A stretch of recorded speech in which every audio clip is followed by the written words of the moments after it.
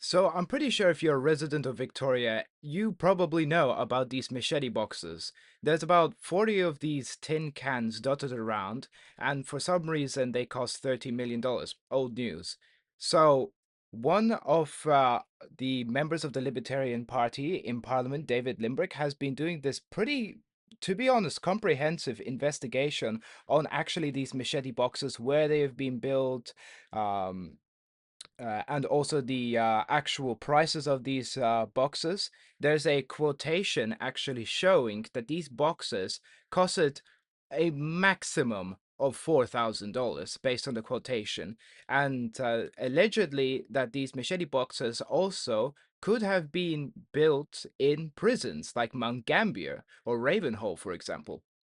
So David Limbrick actually went to Parliament and he talked about the issue. He brought the issue about the machete boxes. He asked specifically the Labour government to explain why did it cost so much, where they were built, all these sorts of things. I'll let you have a look. Of course, cheesing it, just taking a clip from David Limbrick's. I do really suggest he's everywhere. He is on X, he's on Instagram, he's on Facebook, he's bloody everywhere. I suggest you go check him out. He's a fantastic guy. But let's have a look at this video. So this is just right on X, David Limbrick MP on his official X account. A update about the machete bins, and this is what he talked. Machete bin mystery. This whole mystery has captivated Melbourne, and millions of people now are invested in this mystery. And I'd like to thank all the people that have contacted my office. I'd like to thank all of the people that have contacted my office and the millions of people that have been watching this mystery unfold. So, what do we know so far? We know. Order. Order, please. Order, please. Please. I think all sides of the chamber, come on. Come on. Mr. Limbrick. Thank you, President. Yes, so millions of people are invested in this mystery. What do we know about the mystery so far? Well, we know that the government said that there's a $13 million budget, and we know that the government said that there's about 40 machete bins being installed. But the reason that people are interested in this mystery is not because of the machete bins. It's not even because of the $13 million, I don't think.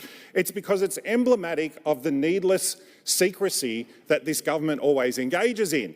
Now, some of the things that we've uncovered here that we think we have good evidence of, well, firstly, we know that the bins were actually only about $2,400 each, $2,800 including delivery probably, which is far cheaper than the retail price. I actually got a quote for a machete bin and it's about $4,000 from a reputable manufacturer. So they're cheaper. So yes, they're cheaper. The other thing that we've uncovered is very good evidence that at least some of them were made in a Mount Gambier prison in South Australia. And I look forward to the government, maybe they can clear this up for us, whether that's actually true. We also have evidence that some of them at least were potentially made in Ravenhall as well. Maybe the government can clear that up. Maybe the invoices will clear that up. Point of order, President. Mr. Limbrick on a point of order. Yeah, can I please just finish my speech? Yeah. That would be. Please let Mr. Limbrick finish in silence. Thank you, Mr. Limbrick. Thank you, President. I appreciate that. Now, I think that if the government was just straight up about this and said, this is what we did and this is why we did it, I think that the Victorian people would actually be totally fine with that. In fact, if you told the Victorian people, well, we only need these bins to run for a few months, so we got it on the cheap and we actually did some contracts with some prisons because we didn't want to waste taxpayers' money, I think that the Victorian people would be happy with that. And if they said, well, the rest of the money, what we're actually going to use it on is this, this and this, and they itemised it. Now, we know that a bunch of it is going to be used on advertising. I've already uncovered a whole bunch of ads on the Department of Justice and Community Safety Facebook page. If the government was just upfront about these things and explained it, there wouldn't be this needless speculation, because when the government is quiet about these things and remains silent, everyone thinks something shady's going on. And until the government comes clean on this, people are going to continue thinking... Order. People are going to continue...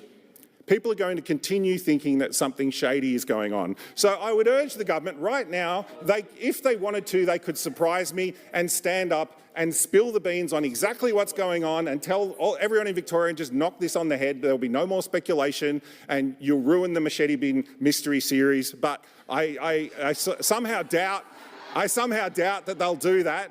But anyway, I'll give the government a chance to speak and maybe they can tell us or maybe they won't. But I'll look forward to the response and I really look forward to getting these invoices because I think they'll shed some light on both how much some of these things have cost in reality and who actually made them.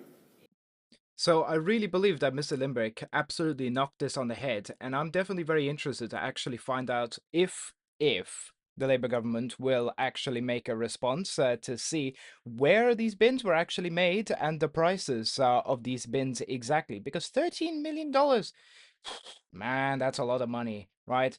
A lot of money coming out of just bloody thin air. Maybe we'll find out that the machete boxes aren't actually made out of just some tin, but some aero-grade titanium or some bullshit like that. But I'm keen to find out.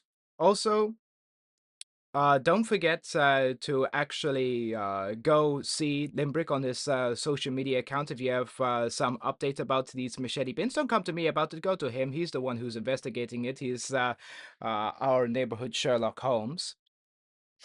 And also a update, just on Saturday 13th, there is a protest well, in most cities, but here in Melbourne, where I'm based, there's going to be a protest in front of Parliament, not Parliament Station, in front of Parliament about government corruption at 12 p.m. So if you guys have any questions for me, I'd love to do some interviews. I'm going to be there sleuthing around, taking videos, some pictures, maybe.